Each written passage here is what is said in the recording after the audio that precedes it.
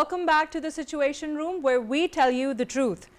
Now, the National Security Committee at its meeting chaired by the Prime Minister of Pakistan, Shehbaz Sharif, was held in Islamabad, and where it was said that Pakistan reserves the right to respond in self-defense at a time and place and manner of its choosing, to avenge the loss of innocent Pakistani lives and the blatant violations of its sovereignty of state. Now, I would like to ask Hassan about the updates coming from the National Security Committee. As you know, it's a very critical and a very sensitive situation, so we can't, of course, be indulging in any unnecessary speculations. But what we deduce from the outcome of the meeting is that Pakistan is very alive to its options of seeking the kind of revenge that is required in the face of the recent losses that Pakistan has suffered, both in men and material, as a result of the Indian offensive. If you look at the statement coming after the meeting of the National Security Committee, the Prime Minister has said that the armed forces of Pakistan are fully authorized to take an action as and when required and whichever way it is deemed appropriate. I'm just paraphrasing. But the fact is that it means that Pakistan still is open to all the options, all the methods, all the resources available to make sure that India is made to pay for what it has done to Pakistan, because the loss that Pakistan has suffered, as I said in the beginning, is not insignificant. 26 people losing their lives, mosque being destructed, Jhelum project being damaged, India going above and beyond the Geneva Convention, India showing a complete disregard to all the norms of humanity and civility while fighting with Pakistan, is something that is not going to come down easy. If I were to summarize the meeting, the outcome of the meeting, it says that this is not going to come down easy. Now, how and when it is done, this is something for, of course, the armed forces and Pakistan's policymakers to decide. But what we can say is that this is not going to come down easy. If you look at the outcome of this entire conflict, it is that India has been taught a lesson. Pakistan has emerged victorious. India's arrogance has turned to ashes. But the fact remains that Pakistan has suffered human losses as a result of these offenses. If you look at the press conference that was just recently done by the DGI's PR, he also very clearly stated that the process of retaliation is continuing. Now, this is a very significant statement. When he says that the process of reconciliation is continuing, that means that the story does not end here. The action does not end here.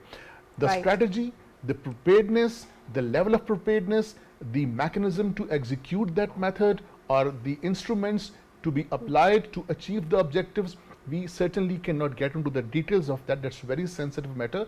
But what we deduce from the press conference by Pakistan's civil leadership and Pakistan's military leadership is that Pakistan is not going to sit idle and wait for India to resort to any other madness that it showed us last night. Also, we are also going to, of course, maintain our deterrence. We are going to maintain our restraint. Pakistan is not a rogue state like India, which shows a complete blatant disregard to all international conventions and all international laws. At the same time, Pakistan is alive. Pakistan is open. Pakistan is fully abreast. Pakistan is fully vigilant. Pakistan is fully alert to all potential threats. The situation is very volatile. What we now see from across the border is that India is coming up with a tone of conciliation, because it is saying that we have done what we had to. Now, if Pakistan does not escalate the situation, we will not resort to any such aggression, which in a way means that don't do anything against us. Please forgive us. We regret what we did. We apologize to you. Please forgive us. This was reflective in the flying of that white flag at the LOC, but now the tone and tenor is changing. If you look at the Indian media, all that arrogance, all that stubbornness, all that rigidity is lost. They have lost that vigor, they have lost their enthusiasm. Even the policymakers, or particularly I would like to mention the three idiots, which I call the three idiots, because these three idiots Arnab Goswami, Gaurav Arya and J.D. Bakshi have been spitting so much venom against Pakistan, have been constantly using profane language against Pakistan, have been hurling abuses against Pakistan, have been using abusive, vulgar language against Pakistan, have been using an extremely ranting tone against Pakistan. Now the steam is lost. If you look at their channels, that vigor, that enthusiasm, that arrogance is all gone. It has turned to ashes, which is also a reflective of the fact that they have suffered a tremendous amount of anguish, a tremendous amount of pain, a tremendous amount of shock as a result of the strict and a very timely and a very vigilant and a very calculated response given by Pakistan to India. Mahnoor, I would like to ask you, what has been the international community's response, as we have seen a country like Switzerland, which has historically been very neutral, has offered to do the investigation, but India has refused it. Greece, Turkey, we have seen support and solidarity coming from all over the world. Like, what has been the international community's response for both Pakistan and India? I believe it has been very positive for us, and up till now we have seen the close allies of India are supporting Pakistan, and the countries who used to be very neutral in such kind of condition, and the communities which don't, not much vocal about such things, are supporting Pakistan because they have seen the atrocities of India. But one question lies in my mind, because they have seen the hypocrisy of India, and I would like to ask this question to Hassan as well, that now they are hoisting the white flag and they have already crossed all the terms, and they have already crossed we cannot negotiate with them, and hosting white flag means that they have accepted their defeat or they want negotiation. But on the first place they attacked us, and now they are hosting white flags, and world has seen such things. They have seen their hypocrisy, and as we have seen the tone of their media, it means that they have accepted their defeat, and they know that their civil and military leadership which they promised couldn't deliver to them. So eventually there will be support coming from India as well, from their civilian, which they are showing much support to us on Twitter. We have seen such tweets where they are they are criticizing the government, that why they are putting the peace of this region on stake, why they are not working on their basic rights, on their basic needs and necessities.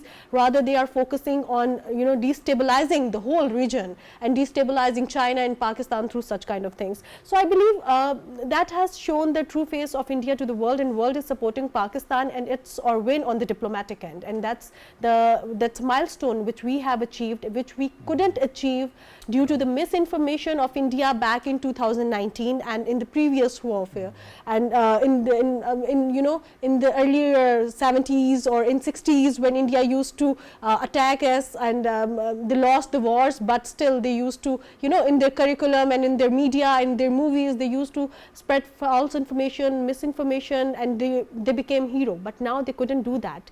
They couldn't deliver. They couldn't justify their tactics. The question that is on all our minds is that India's BJP is using Pakistan as a scapegoat to rally some Hindutva votes ahead of the coming elections. Yeah. So I believe that's their short-term goal, obviously, to have a support from people in their upcoming elections, and obviously, as we have already discussed, that they want to promote the greater Hindutva, their ideology. So I believe that's their short-term goal, and they are trying to achieve it, but they couldn't. And their long-term goals are to destabilize China through Pakistan, to destabilize Balochistan, to destabilize our very important project CPEC. So I believe that it's their strategy for greater Hindutva, which we have seen in Indian illegally occupied Jammu and Kashmir, where they are doing ethnic cleansing, where they are doing the forced conversions.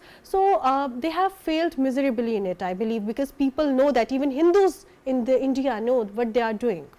And also this flying of the white flag at the LOC is very interesting, because I think in my memory this is the shortest ever defeat accepted in the shortest possible span of time. And the world of course is interpreting it as a defeat, as a sign of peace, but that's not how I interpret it. I interpret it as a sign of apology. This white flag is a sign of apology. Oh, please have mercy on us, please forgive us, please don't come so hard on us. I mean, this is basically begging with folded hands to Pakistan that please stop thrashing us. Yeah. And it's basically Hassan, Pakistan's how humanity that prepared- represents that. Yeah. How prepared is Pakistan's armed forces in countering this hybrid warfare?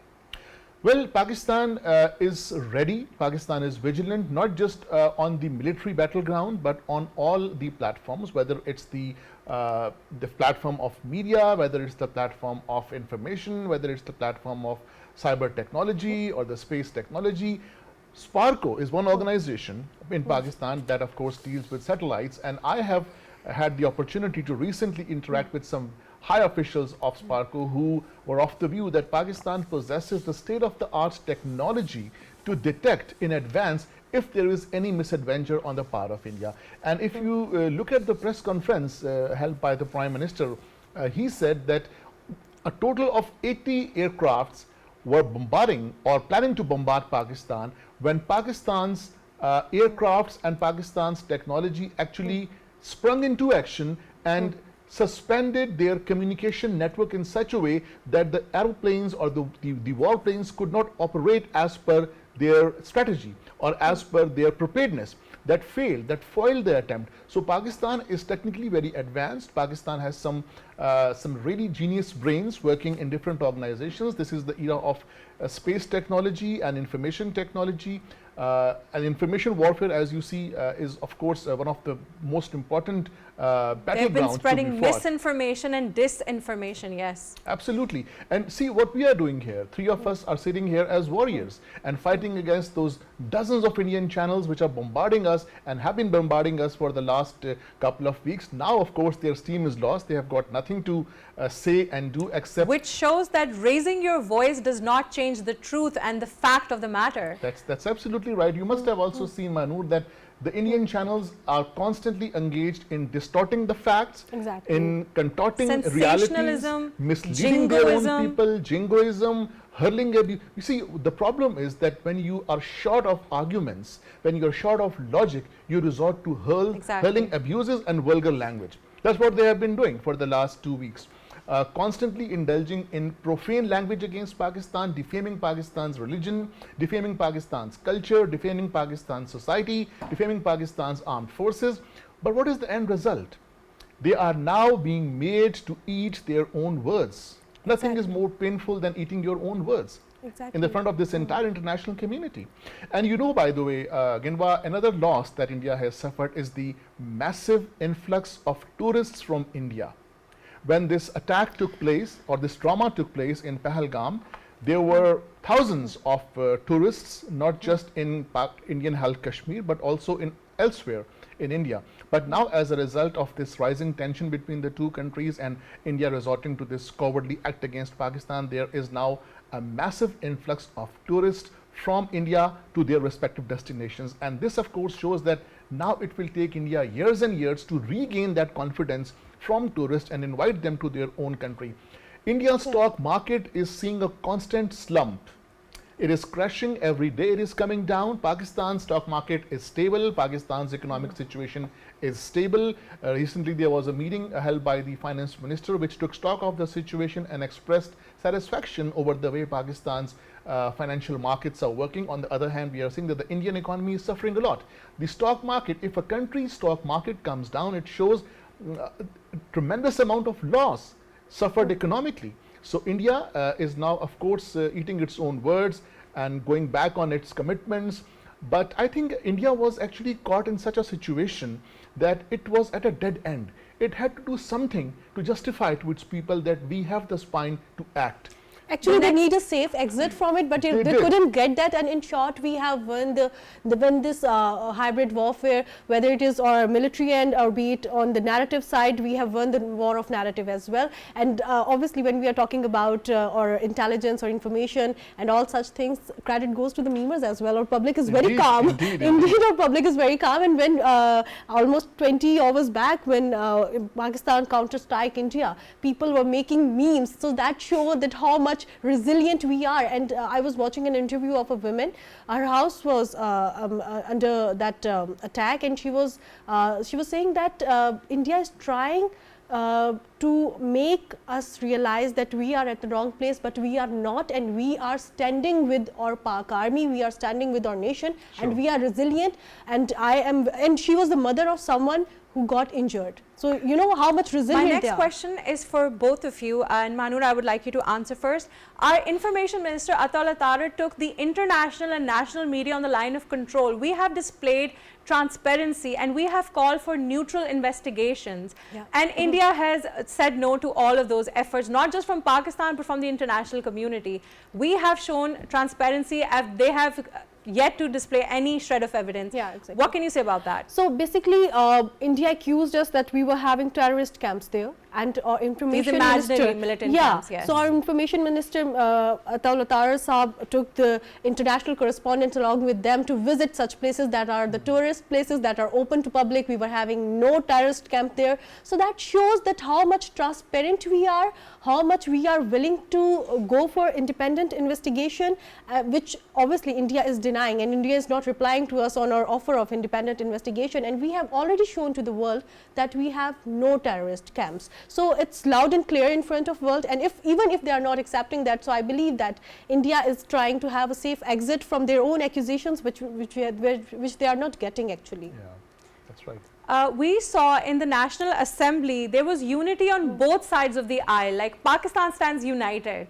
Do we not? The nation, the army, the political parties, we're all coming together under this crisis. That's the very positive side of Pakistan. When it comes to national interest, we all are together. Absolutely.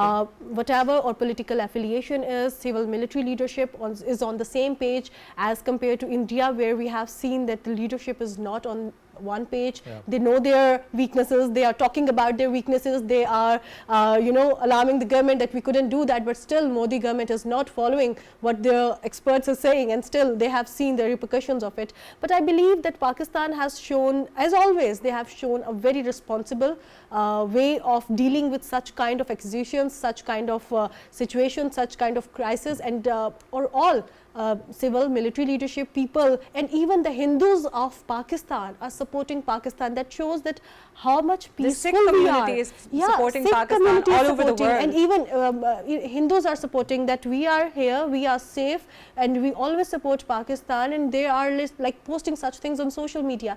That shows that we promote peace, we promote harmony, we provide equal rights to all kind of religions. We promote tolerance. Exactly. So, which we have seen that India is not doing that. So that's why people are safe here. People are supporting, regardless of their religion, regardless of their political affiliations. They are one under the flag of Pakistan. You know, it's very interesting, Ghanwa, that of course we have been blasting and lambasting India for the last 2 weeks, but let's give the devil its due.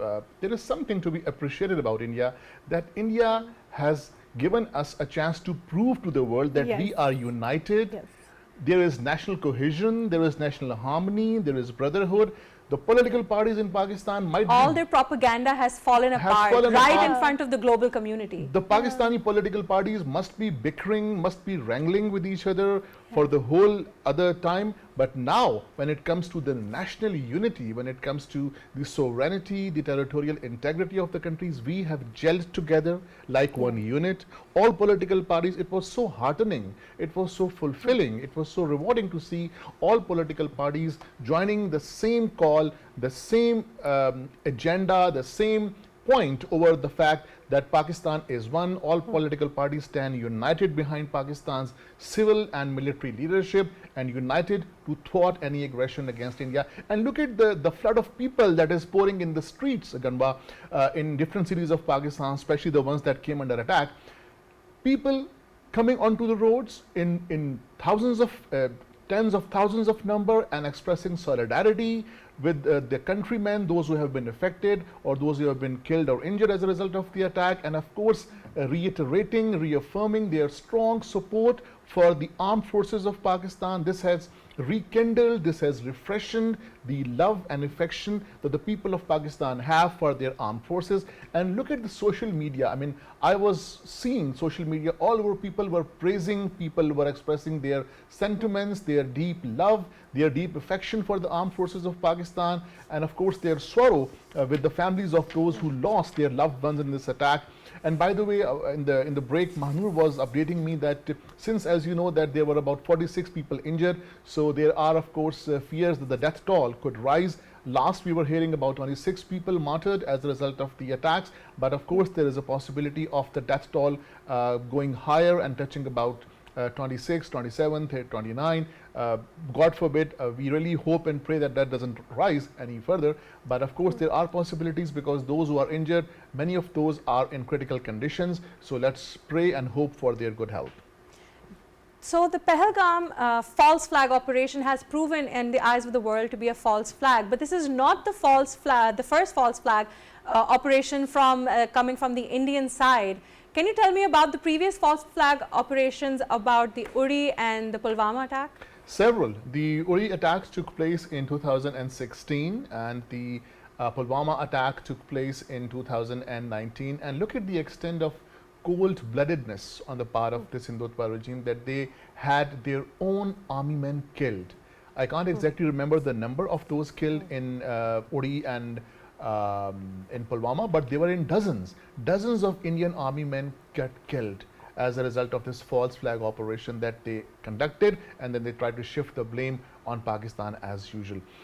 This of course was also a drama which stood exposed with the passage of time, and this is exactly what has curtailed India's credibility in the eyes of the international community. As you were hearing, Mr. Tarar was also saying that in the past, when India went whining to different important world capitals trying to garner their support against Pakistan, it was successful to some extent in getting support, but this time the Indian agenda was exposed even before the attacks took place, because the world leaders knew that now this is coming up, this is in the offing, it is on the cards, the attack has taken place, they will shift the blame to Pakistan, then they will come to us whining and crying and seeking our support so that they could be given credence to the hegemonic designs that they are harboring against Pakistan. That of course never happened. As Mr. Taras was mentioning, that the world is now acting in a totally different way. As I would like to remind people, when the Jafar Express incident happened, the entire world condemned the attack, but India did not condemn the attack. Like, I feel like India has in the past many times over, they have been involved with these attacks inside Pakistan's soil. Can you tell me more about that? Well, of course, Jafar Express is a very unfortunate incident, and I was just mentioning it to colleagues here yesterday also in the program, that when this attack took place, it was India which was the first to splash the visuals, the footage of that attack on their television channels. How is that possible that an attack takes place in Pakistan even before the Pakistani state television? We are always at the forefront. PTV, PTV World, PTV News is always at the forefront. We have sources, we have network, and yet we see that the attack takes place and immediately after that we see the footage running on the Indian TV channels. This clearly indicates that there is a presence of a strong network of the Indian intelligence agencies, whether directly or through a proxy, or they have nexus with the so-called BLA, the Baloch Liberation Army, which is of course acting as a stooge of the Hindutva regime, both from the western side and from the eastern side. We are surrounded by enemies, but we are determined to fight them. The Taliban, the Baloch Liberation Army, the internal elements. What the hell was Kulbhushan Yadav doing in Pakistan? India claims that he was a businessman who went to Iran, then from Iran he came to Pakistan, then he got caught. Look at the identity that he had. His passport says that he was an Indian, and the credentials clearly prove that he was working for RAW. What the hell he was doing here? This is just one example, and there are so many. This is what we know about Indian network in Pakistan, but who knows what we don't know. And they were mocking Pakistan at that time during Jafar Express when they were showing the footages, and they were mocking Pakistan that there is a security breach and there are such things, and Balochistan is about to liberate it. Balochistan is there, but what is happening in India? What they are doing in Indian illegally occupied Jammu and Kashmir, and why their major cities are Khalistan movement coming from India. The Muslims of India are repressed and not happy. The Kashmiris are not happy with them. They have so many dissent within themselves. But I wanted to say that let's call India what it is, you know, a state sponsor of terrorism. Given the consistent attacks on Pakistan's internal stability, like, can we say that about India's history with Pakistan so far? Basically, being involved in our instability. They have always been involved in you know, promoting instability in Pakistan, sometimes directly and sometimes through proxies. As we have already talked about that, Mr. Gillani has already mentioned that they were showing the footages right after the attack. How did they get them? But what they were involved in it. That's why they were you know, showing the footages of it, and they were mocking Pakistan at that time. They have been involved in promoting anti-state narrative in Balochistan. They have promoted proxies there. Their radio shows are in Balochi language, trying to liberate Balochistan. What is this? Why they are too much connected with BLA? Why they are promoting such kind of agenda? Why they are promoting with the anti-state? Why they are connected with the anti-state leaders there?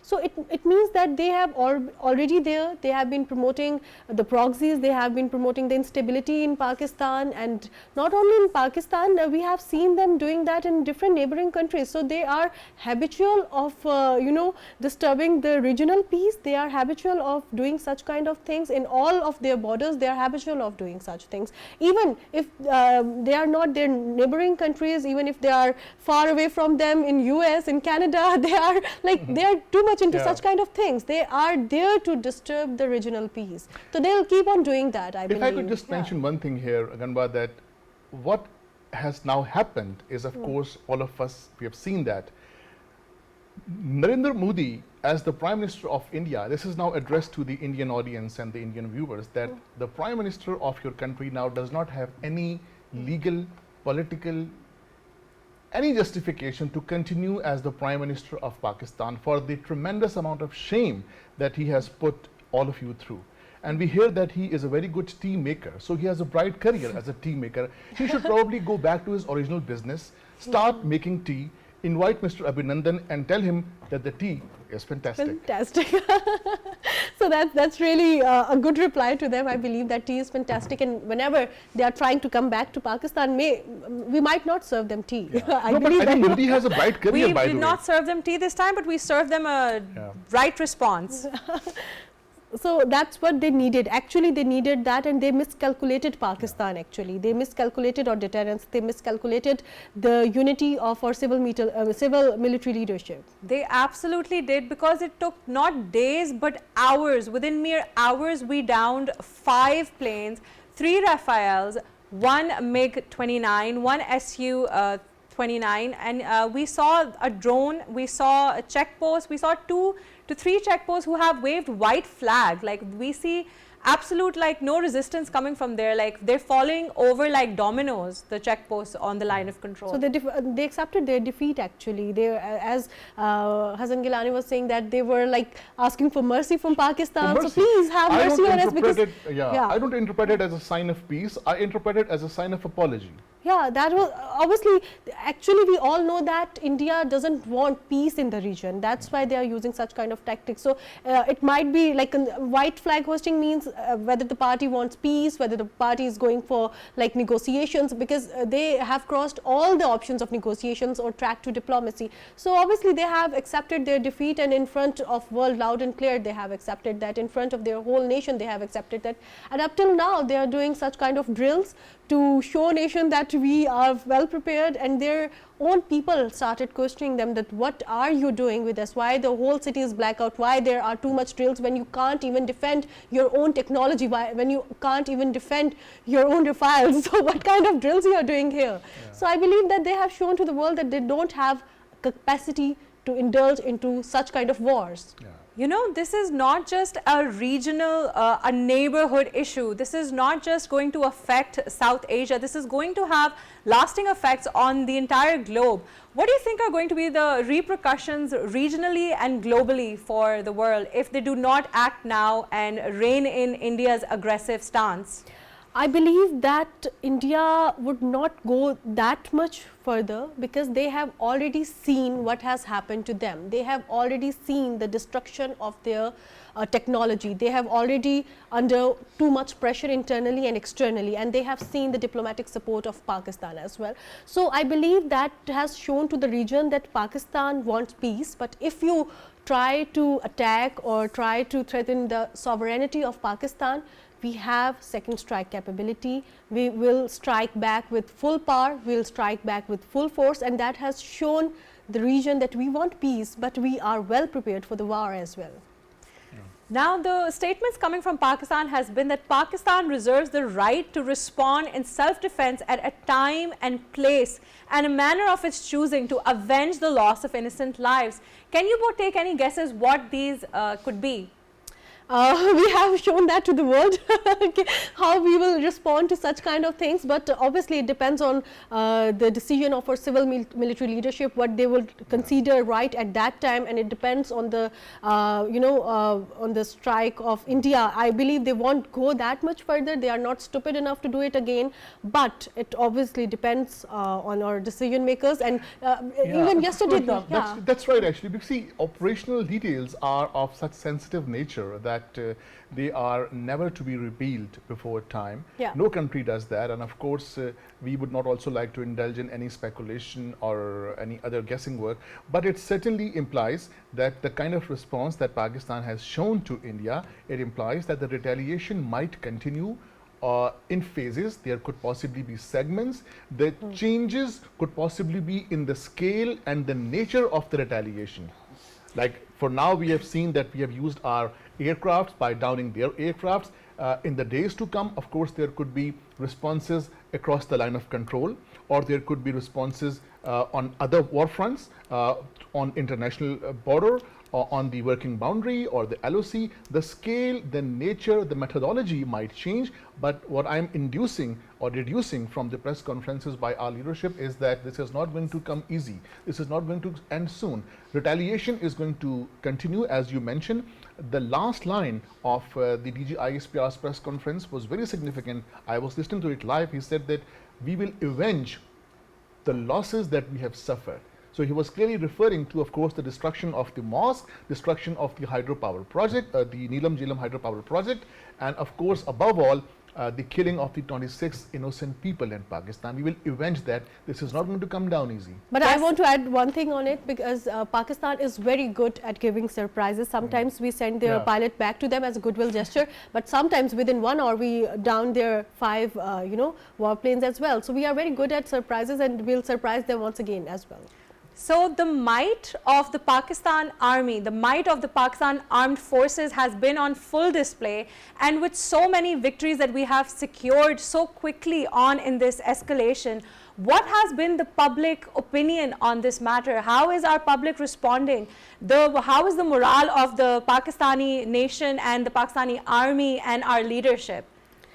I believe our public is too much calm in such kind of crisis, in such kind of condition, situation, and I believe the reason behind that is that we all know that our military is well prepared. Our civil leadership is wise enough to take such kind of decisions. They are not in hurry. They know how to respond back to such kind of attacks, and I believe they know that they are on one page. So that's why our people are very calm. That's why in such kind of crisis they are making memes, they are laughing, they are dubbing such kind of movies, Indian movies with their own songs. So I believe, and they are very much resilient nation, and they will be with their civil and military leadership, which we have shown to them. On social media, we have shown to them that we are on one page, whatever our political affiliation is, whatever our past is, when it comes to national interest, we all are one.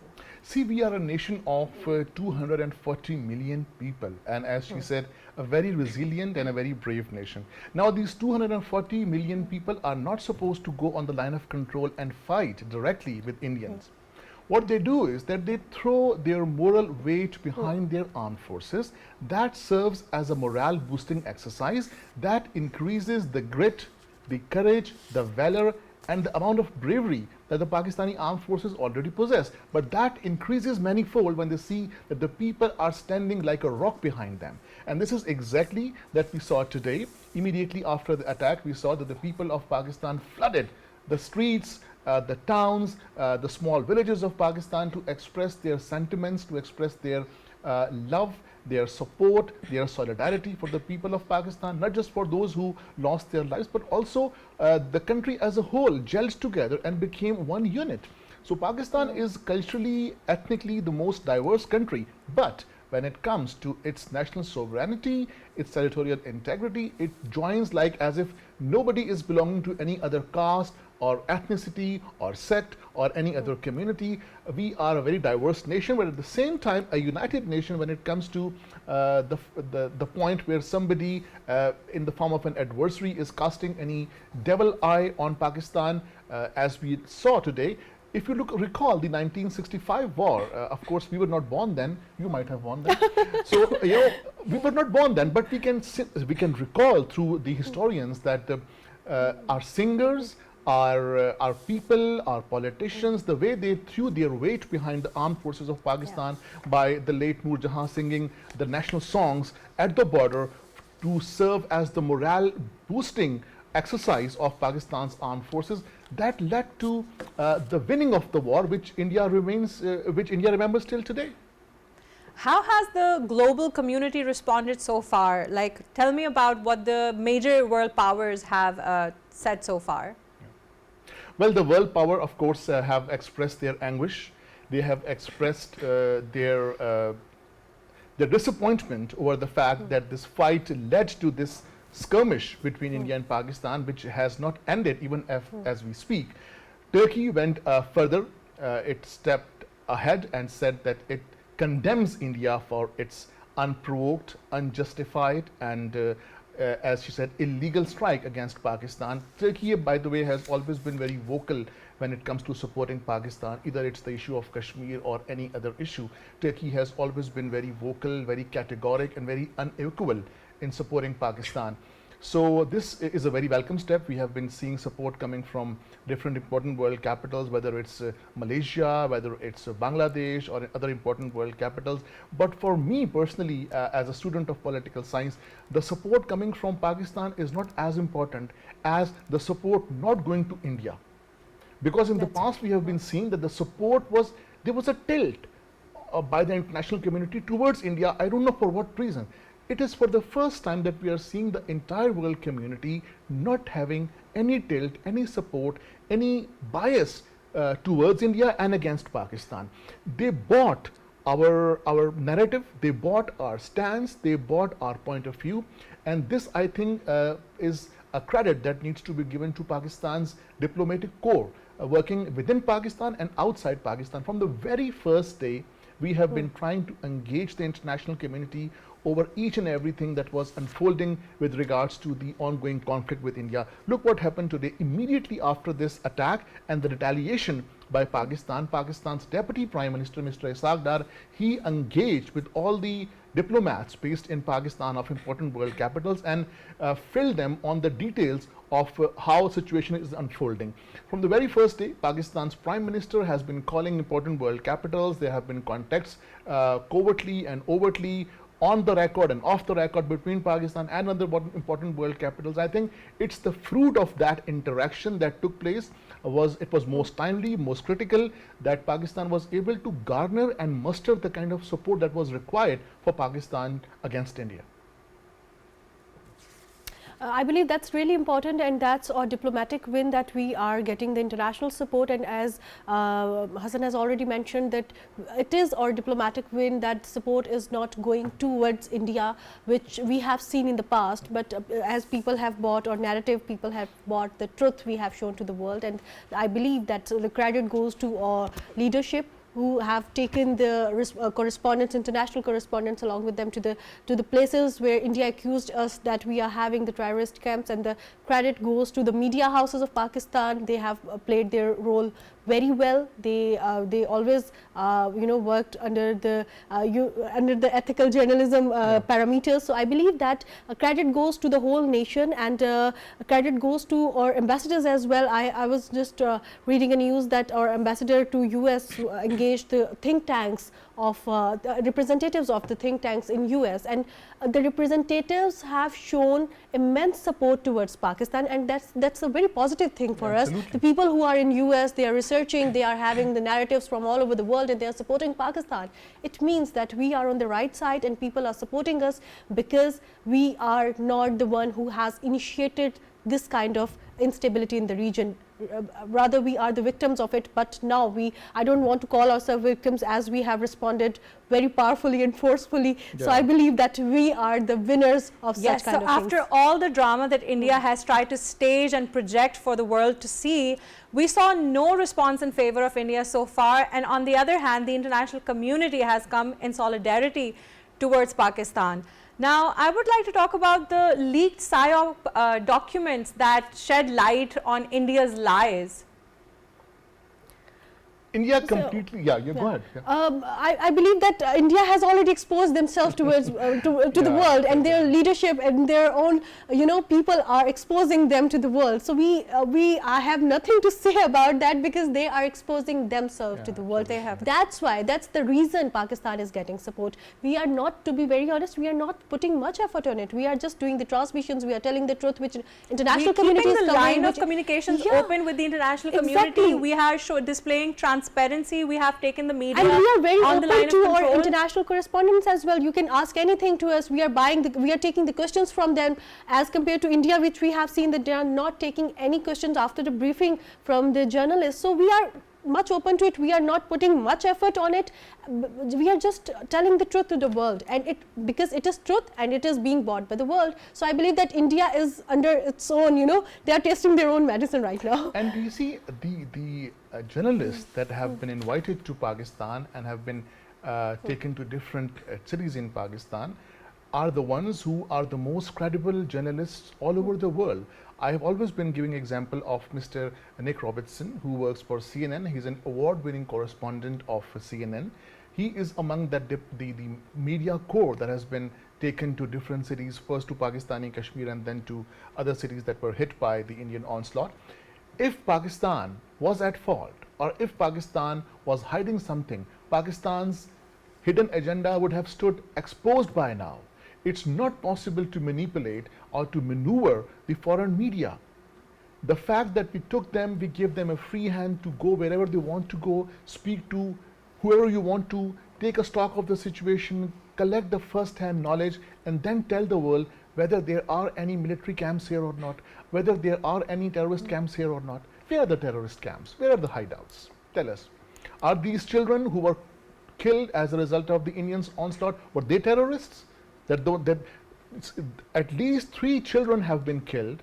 Then this little boy Turi, who is the son of one of Pakistan's lieutenant colonel, who was buried in Islamabad today, was he a terrorist? Was he armed, or was he against India? Was he having any role in the Pahalgam incident, this little boy?